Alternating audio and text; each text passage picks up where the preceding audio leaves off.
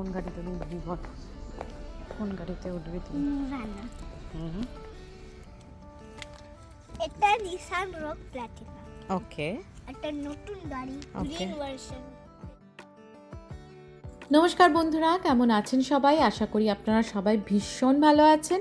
আমি চান্দ্রেই আপনাদের সবাইকে ভিনদেশি চান্দ্রেই চ্যানেলে ওয়েলকাম জানিয়ে আজকে একটা নতুন ব্লগ নিয়ে চলে এলাম। হ্যাঁ, অনেক দিন পর আপনাদের কাছে এলাম, অনেক দিনের অনেক গল্প জমা আছে। তাহলে চলুন আস্তে আস্তে শুরু করে ফেলি ব্লগটি, আর গল্পগুলোও করতে থাকি। আশা করছি থাম্বনেল আর টাইটেল দেখে কিছুটা আন্দাজ করতে পেরেছেন যে আজকের ব্লগটি কী নিয়ে থাকছে। হ্যাঁ, একদম ঠিক ধরেছেন। আমেরিকায় নতুন আসার পর আমাদের লাইফস্টাইলের সাথে গাড়ি এক অবিচ্ছেদ্য অংশ। প্রত্যেকটা ব্লগেই প্রায় আমি বলে থাকি যে আমরা আমেরিকার এমন একটি জায়গায় থাকি যেখানে পাবলিক ট্রান্সপোর্ট একেবারে নেই বললেই চলে, আর তাই জন্য আমাদের ক্ষেত্রে গাড়ি হলো একদম অবিচ্ছেদ্য অংশ।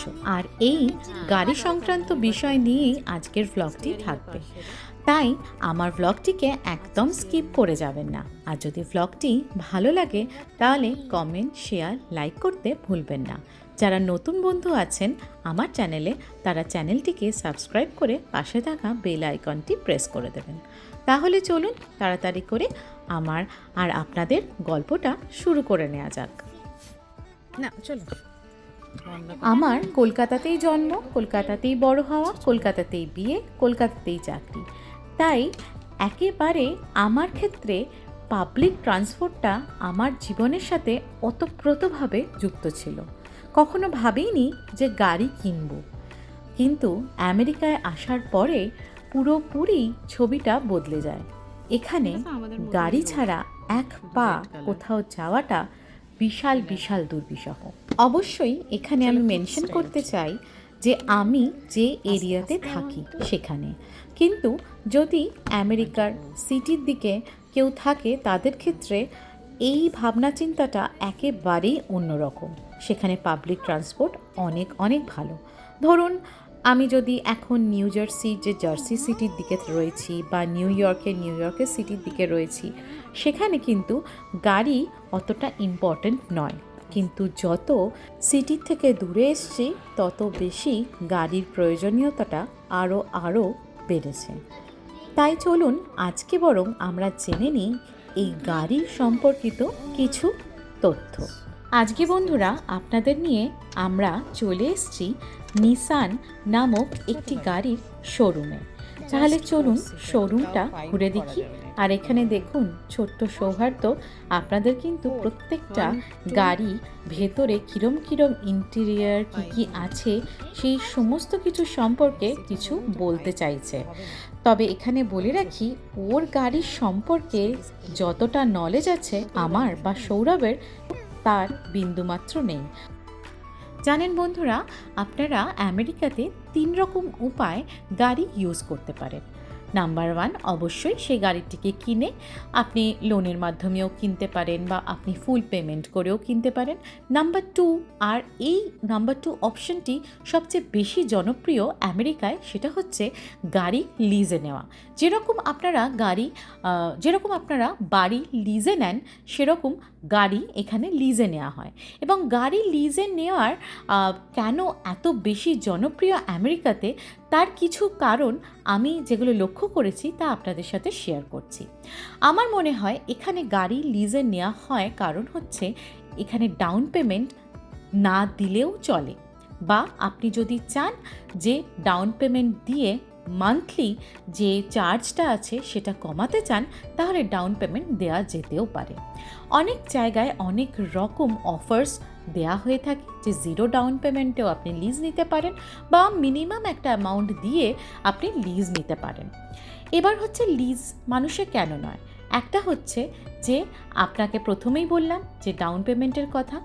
দ্বিতীয় কারণ হচ্ছে যে প্রত্যেক দিন আমাদের গাড়ির ভ্যালুয়েশন কিন্তু কমছে। বাড়ে না, কারণ যে কোনো ধরনের ইলেকট্রনিক্স জিনিসেরই ভ্যালুয়েশন আজকে কিনলেই পরের দিন সেটা পুরনো হয়ে যায়। তাই জন্য এখানকার মানুষের যেহেতু গাড়িটা এত বেশি প্রয়োজন, সেই জন্য এখানে লিজে নেওয়া এতটা বেশি জনপ্রিয়। কারণ এখানকার রাস্তায় সত্যি কথা বলতে একটা ট্রাফিক সার্জন বা ট্রাফিক পুলিশ দেখতে পাওয়া যায় না। এখানকার রাস্তায় যদি গাড়ি নিয়ে আপনাকে চলতে হয়, আপনার গাড়ি একদম টেকনোলজির দিক থেকে একদম টপ নচ হতে হবে, এবং তার জন্য আপনাদেরকে গাড়িটা সবসময় আপডেটেড রাখতে হবে।